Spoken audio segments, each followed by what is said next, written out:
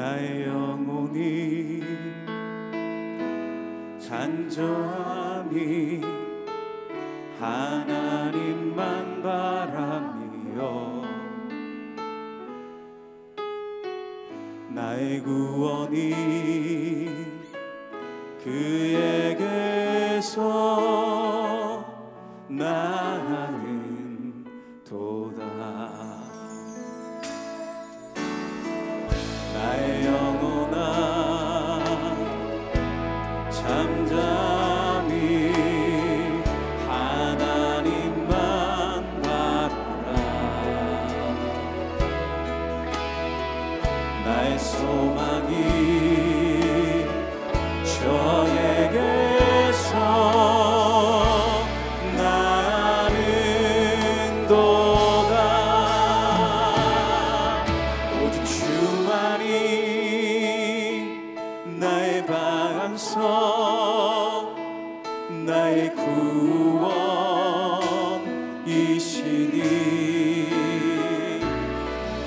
오직 주만이 나의 상성, 내가 요동치 아니하리.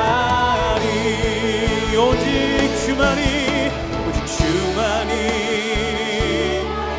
나의 반석, 나의 구원이시니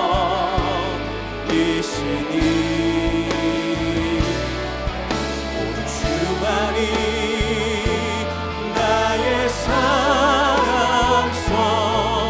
내가 요동치 아니하리. 배에 오르심에 제자들이 따랐더니 바다에 큰 놀이 일어나 배가 물결에 덮이게 되었을 때 예수께서는 주무시는지라. 그 제자들이 나와 깨우며 주여 구원하소서, 우리가 죽겠나이다. 어찌하여 무서워하느냐, 믿음이 작은 자들아 하시고 곧 일어나사 바람과 바다를 꾸짖으시니 아주 잔잔하게 되거늘 그 사람들이 놀랍게 여겨 이가 어떠한 사람이기에 바람과 바다도 순종하는가? 또 예수께서 건너편 가다라 지방에 가심에 귀신 들린 자 둘이 무덤 사이에서 나와 예수를 만나니 그들은 몹시 사나워 아무도 그 길로 지나갈 수 없을 지경이더라. 이에 그들이 소리질러 하나님의 아들이여, 우리가 당신과 무슨 상관이 있나이까? 때가 이르기 전에 우리를 괴롭게 하려고 여기 오셨나이까? 마침 멀리서 많은 돼지떼가 먹고 있는지라. 귀신들이 예수께 간구하여 이르되 만일 우리를 쫓아내시려면 돼지떼에 들여보내주소서. 가라 하시니 귀신들이 나와서 돼지에게로 들어가는지라. 온 떼가 비탈로 내리더라 바다에 들어가서 물에서 몰사하더니 치던 자들이 달아나 시내에 들어가 이 모든 일과 귀신 들린 자의 일을 고하니 온 시내가 예수를 만나려고 나가서 보고 그 지방에서 떠나시기를 간구하더라. 사랑하는 성도 여러분, 안녕하세요. 오늘도 하나님의 말씀으로 힘찬 하루 보내시기를 주님의 이름으로 축원합니다. 오늘 우리에게 주신 하나님 말씀은 신약성경 마태복음 8장 23절에서 34절까지의 말씀입니다. 평소 예수님의 기적을 많이 보아온 제자들이 폭풍의 공포를 느끼고 있습니다. 죽음의 공포죠. 그런데 아이러니한 것은 그들이 가장 익숙한 곳, 친숙한 곳, 바로 닳고 다른 생업의 현장에서 죽음의 공포를 느끼고 있습니다.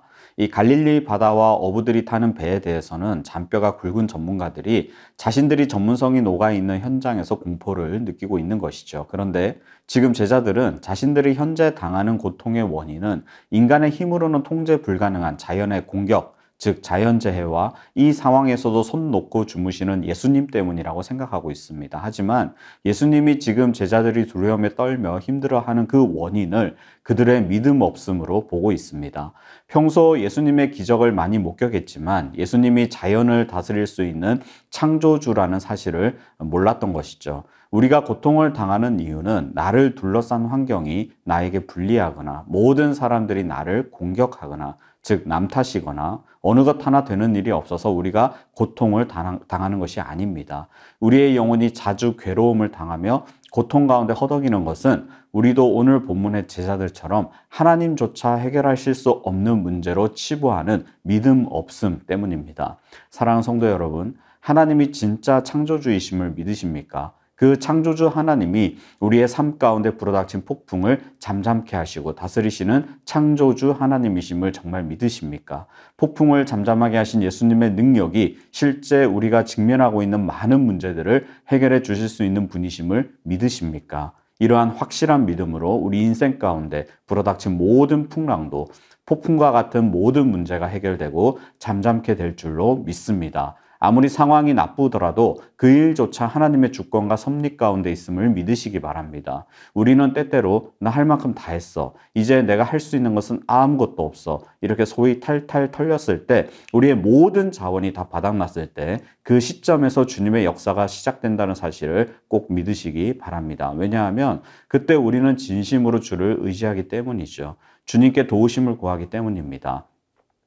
이러한 믿음은 책으로 습득되는 게 아니에요. 이러한 담대한 믿음은 교실에서 교육을 통해 형성되는 것이 아닙니다. 이러한 담대한 믿음은 우리의 자원이 다 털린 그 현장에서 체득할 수 있습니다.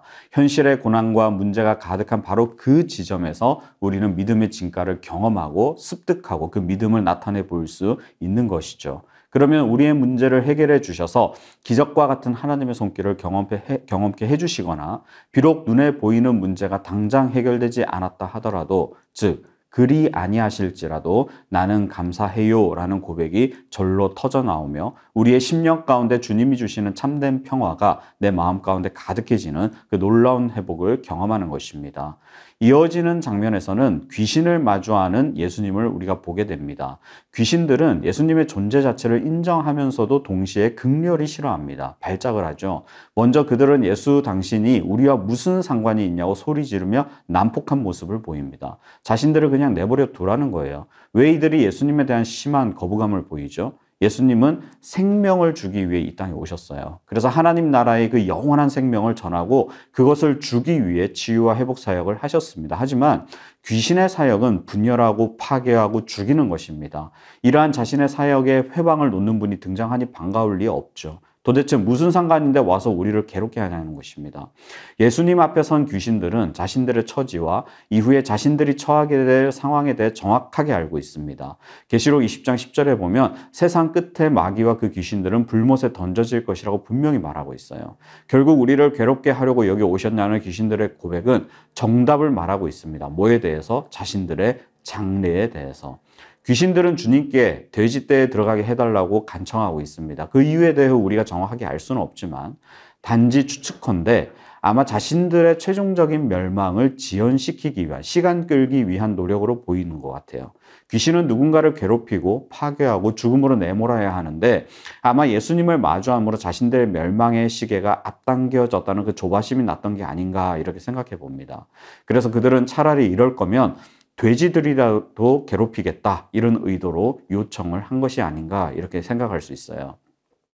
그렇다면 왜 예수님께서는 이 귀신들을 그 자리에서 바로 멸하시거나 완전히 쫓아버리지 않으셨을까?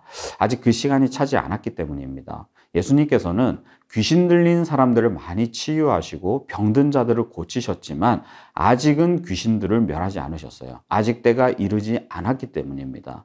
오늘도 마찬가지예요. 많은 사람들이 왜 예수님은 세상의 악을 그치게 하지 않으시는가? 아직 때가 차지 않았기 때문입니다. 하지만 분명한 것은 그때는 반드시 온다라는 것이죠. 자, 귀신이 돼지떼에 들어가 돼지들이 집단 폐사하는 사건이 생겼습니다. 여기서 흥미로운 상황이 연출되는데요. 그 옆에서 돼지를 치던 자들이 이 놀라운 광경을 다 목격했습니다. 그래서 황급히 시내로 가서 이 사실을 사람들에게 알리죠. 한순간 예수님은 요즘 말로 핵인싸가 되어버렸습니다. 그래서 사람들이 예수님을 만나려고 막 와요. 그런데 그들의 요청이 무엇입니까? 34절입니다.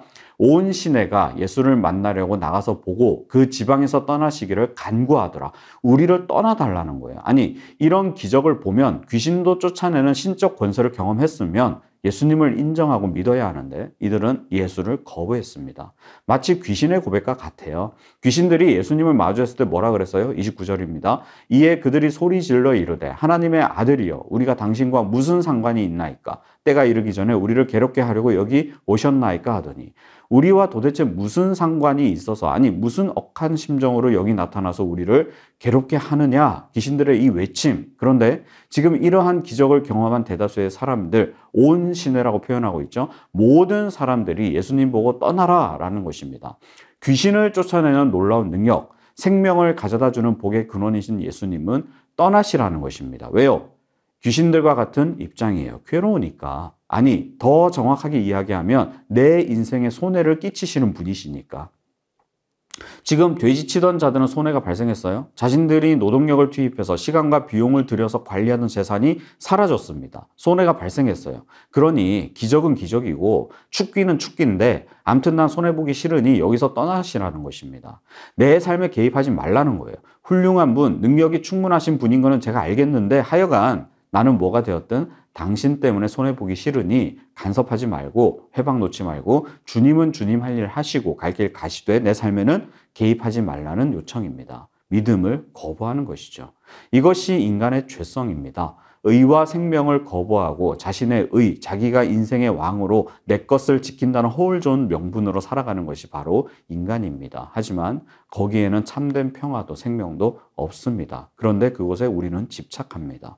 소탐대실도 이런 소탐대실이 없어요. 그런데 우리가 깊이 생각해 보아야 하는 것은 예수님을 믿는다고 하는 우리는 어떠한가라는 것이죠. 정말 매 순간 예수님을 나의 생명이요, 나의 전부요, 나의 주님, 나의 진정한 왕이시고 주인이심을 고백하며 날마다 주님을 기쁨으로 맞이하고 모셔드리고 있는지 우리는 우리 자신에게 진지하게 물어봐야 합니다. 아무리 예수님이 좋아도 그 예수님 때문에 내가 가진 것을 잃어버린다면, 내가 소중하다고 여긴 것들을 잃게 된다면 그때 우리 마음속 깊은 곳의 고백은 그래도 주님 나와 함께 해주세요 라는 어떤 이런 믿음의 고백입니까? 아니면 지금은 잠깐 비켜나 계셔주세요 라고 하는 불신앙의 고백입니까?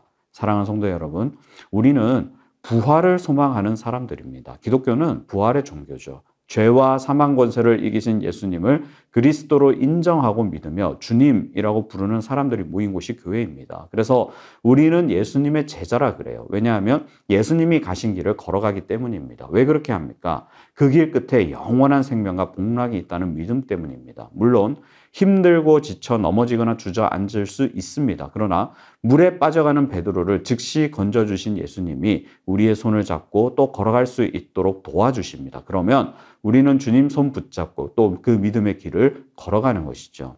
우리가 잠깐 실망할 수는 있어도 예수님을 거부할 수는 없습니다. 왜냐하면 그분은 우리에게 찾아오신 하나님의 은혜, 선물이기 때문입니다. 이러한 주님 손 꼭 붙잡고 날마다 믿음을 선포하며 모든 악한 것, 헛된 것들을 분별하며 죄와 사망의 권세와 공격에서 승리하는, 믿음으로 승리하는 저와 여러분 되시기를 주님의 이름으로 축원합니다. 우리 기도 제목을 함께 읽고 기도하겠습니다. 날마다 하나님이 창조주이심을 믿으며 모든 것을 창조하시고 다스리시는 하나님이 나의 아버지가 되심을 입술로 고백하게 하소서. 인생에 불어닥친 풍랑이 있어도 주님을 믿는 믿음으로 용기와 담대함을 얻어 사명의 길을 걸어가게 하소서. 주님 안에 진정한 생명과 치유, 참된 평화가 있음을 믿으며 오늘도 주 안에서 거하는 믿음으로 승리하게 하소서. 이 시간 다 같이 기도하시겠습니다.